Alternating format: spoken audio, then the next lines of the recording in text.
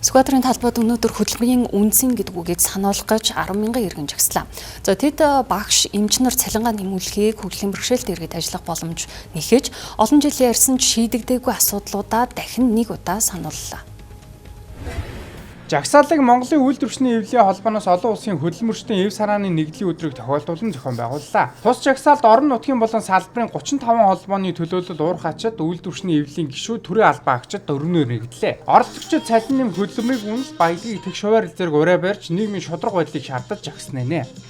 Хараагчдын хараагүй хүмүүсийн хөдөлмөр сургалт хөгжлийн төв. Ер нь одоо манайч одоо доотлон ядаж нэг 2 сая мая болохгүй бол энэ юмны үн нэмэгдээд амьдрал хаанаас өгөхгүй юм да цалин. Нөгөө цалингийн нэмэгдэл одоо илүү цаг үр дүнгийн урамшуулал нэмэгдлүүд ерөөсө бүгд ингээд хасагдчихад байгаа шүү дээ.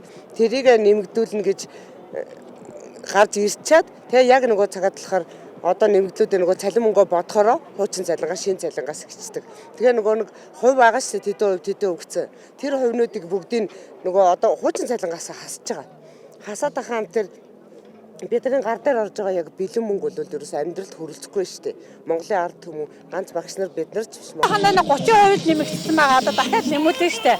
Бид нар арьсан цуцлын үнэтэй төвд ажилладаг. Тэгээд цалингаа нэмүүлэх гэж л орж ирж байгаа шүү дээ. Олон улсын хөдөлмөрчдийн баярыг дэлхийн олон орнд жагсаал цуглаан ажил хаялт зэрэг хэлбэрээр тэмдэглэдэг уламжлалтай. Энэ жилийн хувьд ч Монголд хөдөлмөрчид дуу хоолойгоо илэрхийлж амжиргаанд шууд нөлөөлөх цалин хөлс нийгмийн хамгааллын асуудлыг хөндөж байна. Зохион байгуулагчдын зүгээс засгийн газар шаардлага хургуулж бодит өөрчлөлт хийхийг шаардхаа мэдгдлээ.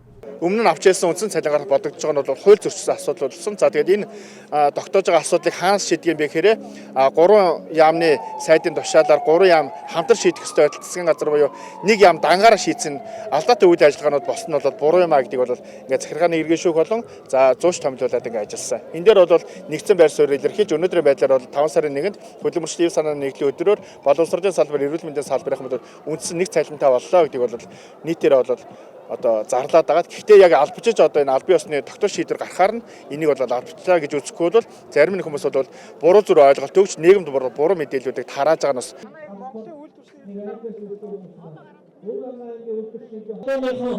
Ирсэн хүмүүс энд явж байгаа бол энэ